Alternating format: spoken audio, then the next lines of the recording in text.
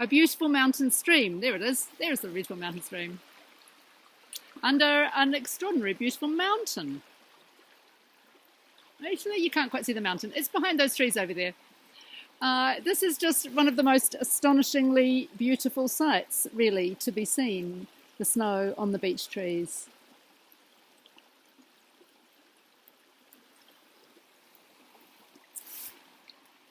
I'm going to pop the laptop on a snowy log, and hopefully you can hear me over the water and the bellbirds. Sorry about the big puffer jacket. Okay, conclusion, last video. Right. In my studies this year, I'm doing some interviews of people, on my leg, interviews with people, asking them about their motivation to be involved in ecological mission. So I just wanted to, mainly for this concluding video, to tell you some of the things that people have told me. So this is all from one group that is leading in this area in Christchurch. So here is one answer to the question, why do you do ecological mission as a church? The motivation to get involved is because I do believe that it's the right thing to do and a natural expression of faith in God. And I guess I'm wanting to do it not just because it is popular in the secular world, but actually it is driven out of a theological motivation that this is the right thing to do. And someone else chipped in, this whole looking after the environment is very hip and very mainstream. But I think the difference as Christians is, I just think there's a lot of hopelessness about it, she said. And if you listen to all the worst case scenario stuff out there, it's really easy to be like, well, what's the point? You know, what's the point of planting 20 trees? How's that really going to help? She talked about going to an Arosha hui and hearing from Christian people involved in caring for creation and coming away thinking, the point of difference was that they have been living in hope. That really stuck with me. I think, you know, they actually have hope. We have hope in what we're doing because we have an all-powerful God. Because otherwise it would feel too hard. And it comes to that theological basis. I think that's a really important message for the church as well, given the fear-mongering that's out there, she said. I asked the group what they would like to say to other churches, and here's how one man responded. It has to start from a theological understanding, because otherwise, if you're only based in practical work or appreciating beauty or respect for other Māori culture or the environment, I think that the depth of that runs out pretty quick, he said. But when you understand that there's a theological basis for this to happen from, a biblical principle to work from, that sets it in its correct place, and then things can build from that space. Then you build in other parts, and we bring in our individual stories, like he talked about understanding that he's a little bit more connected to the land than I first thought I was, he said. So that would be, for me, a focal point. Going back to the biblical base and saying this is the place that this comes from. And then he recommends that he would recommend that churches start some practical stuff. Go and do some tree planting or something. Then another person added, it's not just doing tasks to try to save the doomed planet kind of thing. Starting from a theological perspective makes all the things we do an act of worship.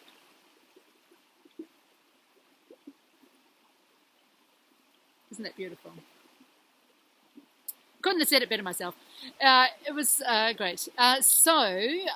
This is my wrap-up. This study has explored 6 key themes in Christian theology that flow from the foundational conviction that the universe is made by God. Christian faith understands the natural world in which we live to be inherently valuable, with an important place in God's loving purposes. Through the study, I've asked you questions to get into what the implications of this might be for our daily living, for our ethics, and for our mission. And so this last session is asking you to reflect on your calling. Does this connect with you? If so, what might you do about it? How do we express our faith as individuals, families, local churches, and communities? A faith perspective seeks the face of God while at the same time opening our eyes to the reality of living in our time and place. Looking around at the state of God's creation is not for the faint-hearted. There are many serious problems facing planet Earth. Much that we value is threatened. Eco-theologians are calling the church to greater involvement in caring for creation through sustainable living, practical ecology, and a commitment to creation priorities at every level of decision-making and planning. How Christian people respond in action will be an expression of what we know of God. This quote to finish. Today's new adventures in sustainable living within the earth are not just practical ways of avoiding extinction, they are also adventures into the incredible life of God.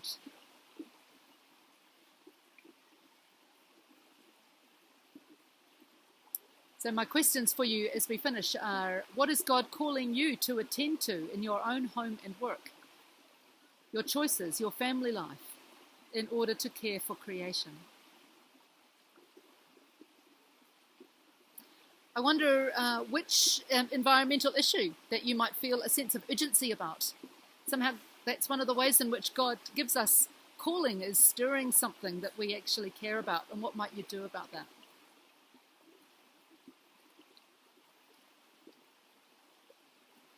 God has entrusted particular places into our hands, places of earth to stand, are suggested at the beginning, to dig our toes into, or dip our fingers into.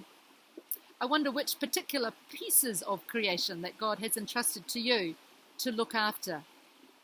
The land, the towns, the garden, the forests near you, the rubbish dumps. Where are the places you care about? And lastly, how might your local church better live out its faith and mission in relation to creation? And what role might you have in that? So, thank you for joining me. It's been fun.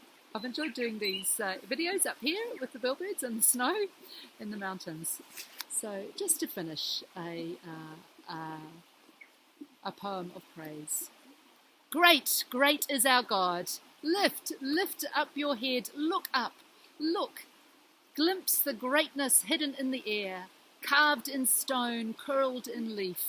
Praise, drag gratitude from the soles of your feet. Beyond. Utter astonishment, shooting beyond your words, exhausting your language, splashing your imagining with infinity. Wonder, simple awe, jaw-dropping, heart-stopping beauty. Stand in awe, drop everything, for great is our God.